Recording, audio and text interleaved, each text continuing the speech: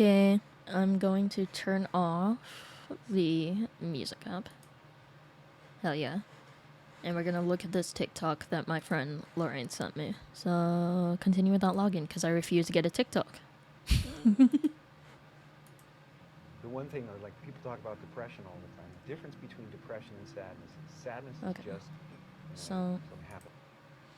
Jim Carrey is talking about depression compared to sadness and what depression really is. And he had talked to his friend that's spiritual, kind of like me, and they had a take that I really like when I first saw The one this. thing, like people talk about depression all the time. The difference between depression and sadness is just from happenstance, whatever happened. True. So he's saying sadness is fucking sadness is situational. So something bad happens, you get sad. But then depression is a different other thing. It's depression is your body deeper. saying, "F you, I don't want to be this character anymore. Mm-hmm. I don't want to hold up this the mask avatar that you created in the world. It's too much for me." You know? That is me all the time. That is, I just want to lay in bed, be comfy. I want to be a cat, you know? Give me warm. And so a friend of mine who's a spiritual teacher has a really good take. His name is Jeff Foster. Maybe I should look into Jeff Foster. His take on it is that they should change. You should think of the word depressed as deep rest. This is something I love. I love the hack of like reframing something in your mind. So like one of the things that I recently reframed in my mind was okay, I was reading this morning on Blinkist, because I always read that every morning, and then it's part of my routine. And I was reading the part of the book, it was talking about procrastination and being productive, which is very relative to me. So I was talking to my friends about it, because I talk to my friends about everything that comes into my mind, because I'm annoying. But it said, should I, I'm having ADHD right now. I'm not even doing the whole video yet. Okay. You know what? Let's watch the rest of the video first.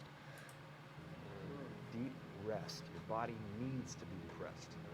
It needs deep rest from the character that you've been trying to play. Deep rest from the character you've been trying to play.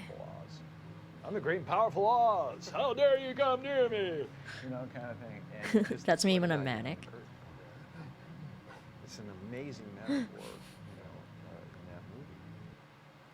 It's me when I'm manic, and then when I'm depressed, and then when I'm in bed, I'm just myself and depressed, but I'm in deep rest. Like, I'm resting the deep part of me. That's sick. It's a good way to think about it. Now, another thing I was thinking about, dude, I wonder if I can if I could screen share from my... Okay. So, that thing with Jim Carrey, dude, was pretty cool. Just because he's talking about reframing depression into deep rest. And I've always had a problem with depression. I don't want to mention Anthony Bourdain again, but yeah, that's it. Like, you just want to chill. I just want to chill. That's what I titled this stream. Chillin', you know? But yeah, I think it could be really useful to reframe things in your mind. Classic example is like when you're nervous about something, it's cool to rename it or reframe it as you're excited for something. But that doesn't always work. Like, I try to do that logically. You know, I still have the fear, like the fight or flight or freeze. I still have that really strongly. I have very strong emotions, and it kind of sucks. But yeah, Here's another example of reframing how you think about things.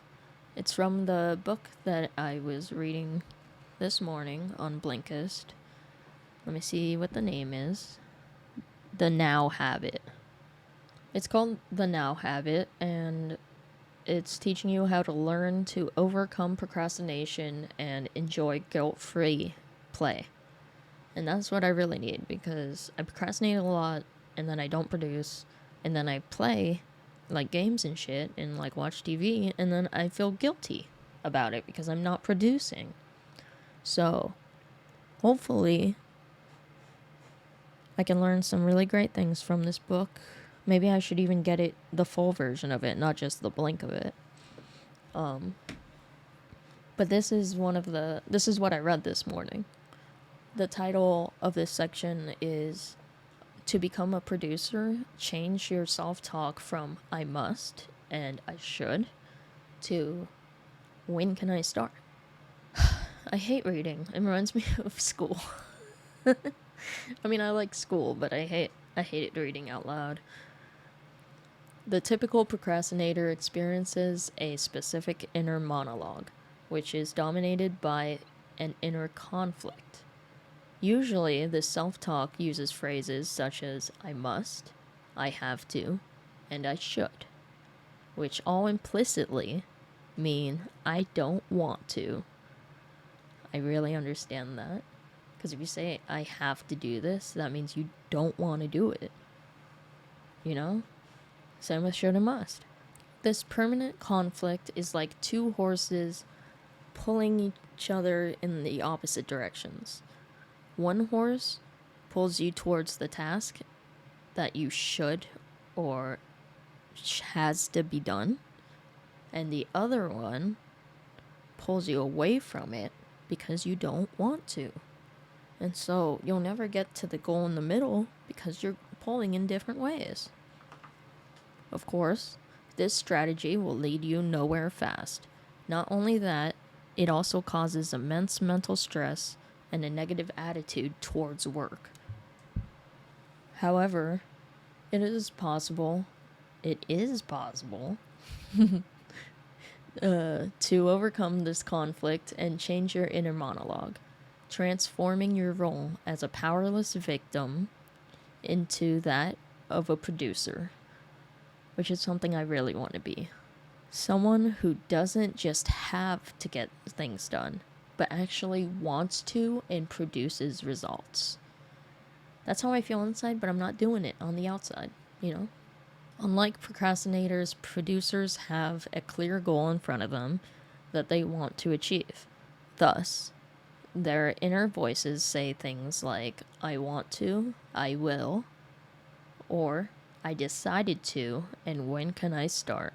I say I want to a lot. I try to say I will, but I don't follow through. When can I start? I say that about a lot of things, but it's mostly about playthings, not work. I should change that. I should have more of a positive self-talk instead of negative. Positive self-talk makes you focus your energy in one direction. Now, both horses can pull you in the same direction, so instead of going this way and this way, you can pull at the same direction with two horses because your focus is not split between two different feelings. You have one feeling of I want to do it, you're in the now, and you're doing it. So yeah, it says now they're pulling in the same direction rather than sabotaging your efforts because of some needless negativity. I am very negative. It is needless. I like it. Using this determination, producers can decide for themselves what they want to do and when, where, and how to do it. After all, if you do something, it doesn't help to be ambivalent about it. Just do it. Be a full-ass bitch. That's what I always say. Use your energy and focus to get it done. Otherwise, what's the point? And something I really appreciate that reminds me of a line from the song I listen to. I think it's called Big Titties.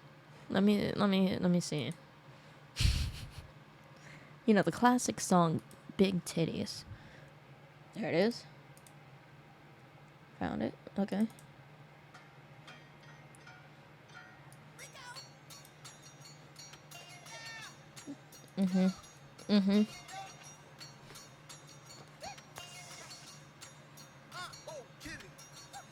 Ass pepper do a whack attack. Reaches. Screeches. I make you up and spit out. I'm a 5-star guy, post bar, you're a sidebar. I'm a side card. Hey, this is the line. Why start? It's a big.